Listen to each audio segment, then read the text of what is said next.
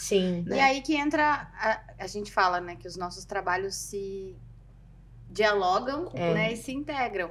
É aí que a gente tem que trabalhar, no nosso caso, lógico, a gente faz esse acompanhamento de uma maneira para entender cada paciente como única, mas a relação dela com a comida. Porque muitas vezes a questão disfuncional é a relação com a comida.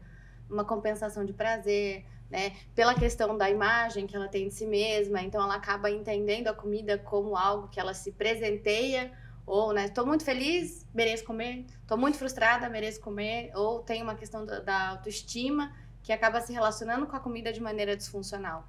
E aí a gente precisa alinhar essa questão também, porque aí é mais fácil de aderir, né? Sem dúvida. Acho que é um tema que tem que ser abordado junto também.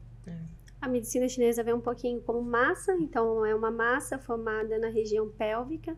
A gente pode estar auxiliando essa paciente em relação, por exemplo, à compulsão alimentar. Você vê que todas elas têm um excesso de pensamento e acaba tendo um pensamento não tão ordenado, uma preocupação absurda. Então, a gente acaba trabalhando essas questões emocionais, mas eu gosto muito de trazer para esse tipo de paciente aquela responsabilidade de que ela precisa mudar o seu estilo de vida, não só numa questão de alimentação, mas numa atividade física, no momento ali para ela desacelerar, no momento que ela encontre como uma válvula de escape de alguma forma, porque a gente precisa entender que a gente pode também montar de repente o melhor plano de cuidado possível. Se essa paciente não aderir, fica um tanto quanto complicado, né? Porque, na verdade, a escolha acaba sendo dessa paciente. Então, eu acabo conscientizando, de certa forma, e trabalhando essa regulação hormonal, essa questão de sono, coletando, na verdade, tudo aquilo que ela traz de queixa, e, de repente, que pode, sim,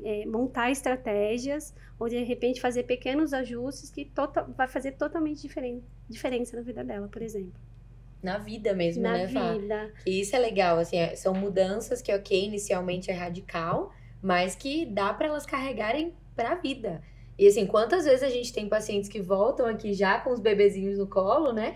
E que a gente pergunta, e aí, como é que tá? Ainda tá fazendo todo o processo que a gente ensinou aqui, que a gente direcionou? Ai, sim. Ou então, ai, tô fazendo uma terapia. Nossa, o coração fica quentinho. Porque inicia sem entender essa necessidade e que precisa ser acompanhado. E aí tem esse ensinamento e levam pra vida toda. E tem esse cuidado durante a gestação também, né? Não dá pra dizer que é só nesse momento, de repente, de tentante. É verdade. A paciente SOP tem um risco muito grande de ter diabetes gestacional. Sim. Então, se ela não fizer a correção previamente, por conta da resistência insulínica, se você... Na verdade, por que ela não engravida? Porque ela está bloqueada. Porque a natureza está fazendo que ela esteja bloqueada para ela não gestar. Porque gestação é um momento de sobrecarga para a vida dela. Então, se ela já está sobrecarregada, o que a natureza faz? Bloqueia a ovulação. É um mecanismo de defesa. Sim. Se ela não desbloquear, ela não engravida. E a gente aqui, que trata essa paciente, tem até que tomar cuidado, porque eu tenho que prepará-la para engravidar. Porque se eu forçar, se eu vou lá e corro para fazer uma fertilização e ela totalmente desequilibrada, talvez até dê certo. Mas as complicações gestacionais vão ser gigantes. Ou a chance disso acontecer vai ser gigante. Sim. Então, é muito nítido, é muito claro. Dado interessante. Paciente que perde 10% do peso. 10%, SOP, perde 10% do peso. Ela tinha 100 quilos para 90.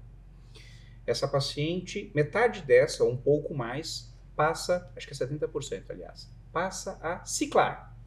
Ela tinha aquele ciclo longo, ela passa a ciclar. Metade destas aí, sim, talvez, engravidam.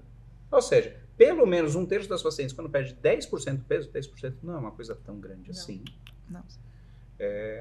voltam, engravidam de forma natural, mostrando claramente que era um bloqueio da natureza. Era realmente uma paciente com desequilíbrio. De novo, a gente volta para a história do equilíbrio e desequilíbrio. Sim. Por isso que a acupuntura faz sentido, por isso que dieta faz sentido. E é isso, por isso que a gente precisa do estresse, o controle do estresse, uma coisa está relacionada à outra. Sim. Se eu não tiver uma boa cabeça, eu não vou fazer o que tem que fazer. Uhum. Legal, o médico falou para mim que é fácil emagrecer. Óbvio que não é fácil. Né? Ainda mais se muitas vezes essa paciente tinha, porque a SOP tem um problema metabólico, mas é um problema também genético. É comportamental e genético. As duas coisas com certeza estão relacionadas. Então, quase sempre foi uma criança gordinha.